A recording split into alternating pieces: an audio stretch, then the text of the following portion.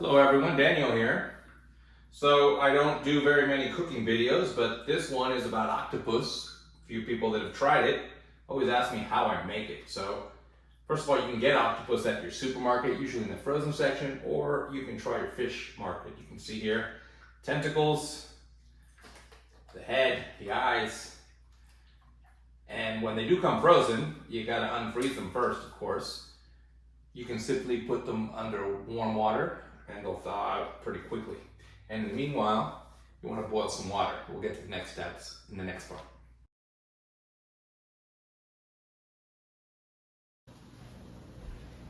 Okay, now we have one of the most important steps in cooking octopus, which is to scare the octopus.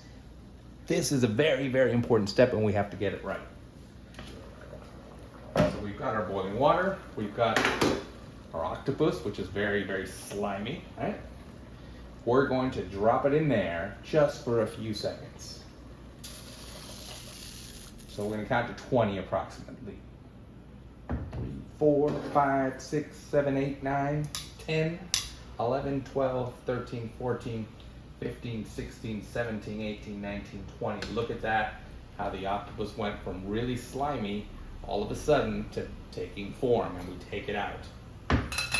We're gonna repeat this step 3 times, and in between we're gonna let that water boil again, and we're gonna go ahead and dump it again for about 20 seconds to scare the octopus. And we do that 3 times. All right, so here we are, the 3rd time of scaring the octopus. Just dump that water, we're counting to 20. 5, 6, 7, 8, 9, 10, 11, 12, 13, 14, 15, 16, 17, 18, 19, 20. Take a look at that, how that's starting to look. We're looking really nice there. It's taking its form, and we're gonna put it back here in our bowl and let the water boil, and then we're ready to start the full-on cook. So we've already scared the octopus. This is really important so that the octopus doesn't get hard in its long cook. So by scaring it, we're cooking just on the outside, and that skin is going to be protecting the more tender parts that we're cooking through the inside. Okay, so now we've scared the octopus 3 times. The water's back to a boil, and we're going to drop it in the last time and leave it in. There we go. And we're going to leave it in here now 40 minutes. That's the exact cook time.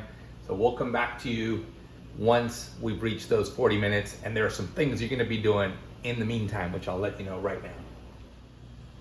All right, so I just want to make sure we're good here. We got the octopus, that water's going to be boiling in a moment. We're covering it up. I've got some backup water in case we run out of water. Want to monitor this every once in a while.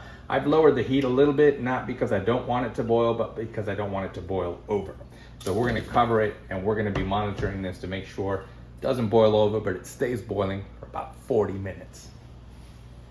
Another thing to consider, when this is boiling, it's going to be letting out a lot of steam. Octopus is kind of smelly when it's cooking, so it's going to smell up the house. I've closed doors to bedrooms and left some windows open so we don't get that pungent smell of the cooking octopus left in the house afterward.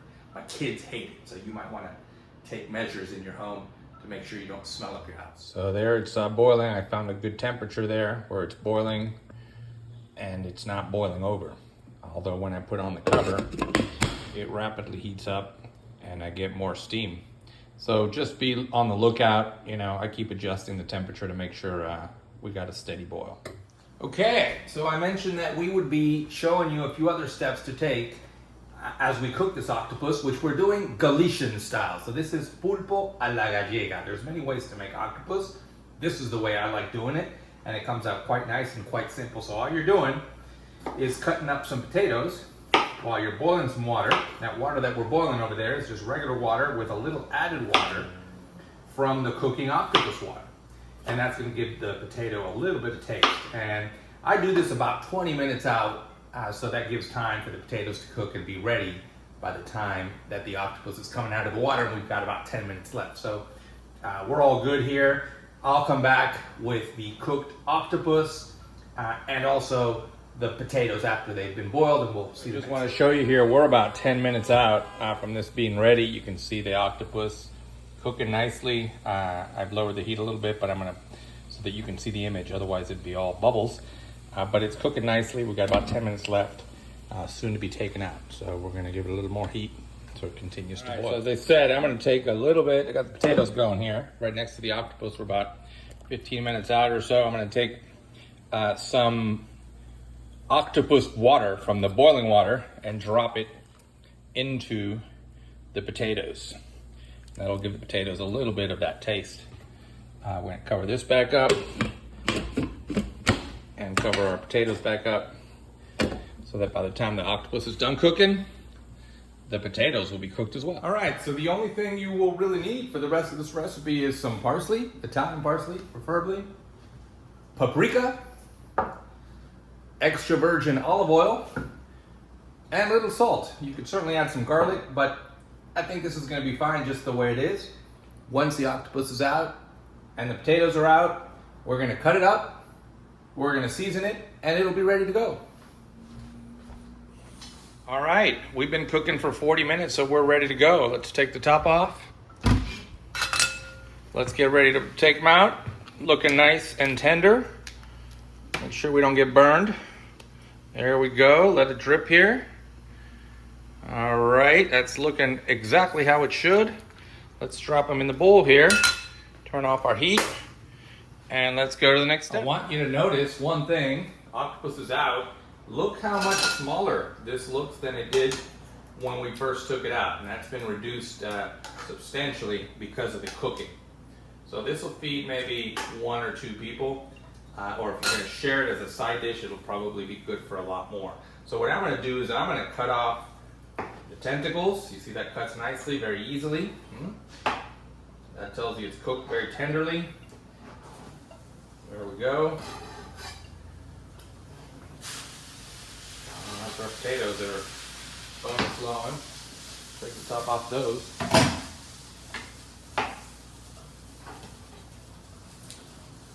There's another tentacle. Well, should be 8, right? And we got the head there. And this we're gonna cut up as well. So I usually just cut the head off. And I cut up, and there's a little pinchy in there you want to take out. So I cut around that, and I'll remove that and start chopping up pieces so they're nice and small. I'm gonna cut here, let's see. These are still a little bit large. You want to get them bite size, so that's about right. And then when you get to the head, you want to cut little bits as well. You don't want them to be too large because you won't be able to eat them that way. So that's nice and tender. And then I'm going to take these tentacles and cut them up as well in small pieces. That's more or less the size. So I'm going to go ahead and cut everything, and we'll come back to you with everything already cut. All right, so we've got our octopus. It's all cut up. You can see that. Nice little bits. I mean, each little bit should be about a bite size. So you don't want to get too small or too large. I'm going to put these in this case, the Pyrex. Don't want too much of the water from the boiling. Not necessary. It should be somewhat dry. You know, it's not bad if it's moist, but you don't want it to be dripping wet. So these are all cut up, good size. There we go. There it is. See that little water in there? You don't want that in there. All right, we're set to go. Let's go get the potatoes. Okay, we're ready with the potatoes. See them here. You don't want to break the potatoes as they're going in. They're tender. You want them to keep their form. I put them in, you know, one by one or a few at a time. And you want, you know, about an even distribution across the surface area of the recipient. You know, that's about right. You don't have to put them all in there. And then I will slowly mix everything so that it's all together. And this is usually eaten cold or at room temperature. Don't want to eat it hot. I mean, you can if you want. I usually have it at room temperature. So we're gonna now go to the parsley, the oil, the paprika, and the salt. Okay, so now we're ready to season. We've got our octopus in our Pyrex. We've got the potatoes. I'm gonna put a bit of salt to taste. I'm gonna get some paprika in there. And I'm gonna do a little more of each a little bit later. I'm gonna drop in the chopped up parsley. All right? And a little bit of olive oil in there. And I'm gonna take my spoon. Where did my spoon go? Let's get another one. And we're gonna mix this up. Oh, does that look good? Make sure that's very well mixed up without breaking those potatoes. You just want an even distribution. And since we've already mixed in that paprika, we're gonna put a little bit more for the looks. Make sure we see it. Pick up a little bit of that leftover parsley down there. And we're set to go. This is octopus a la Galicia.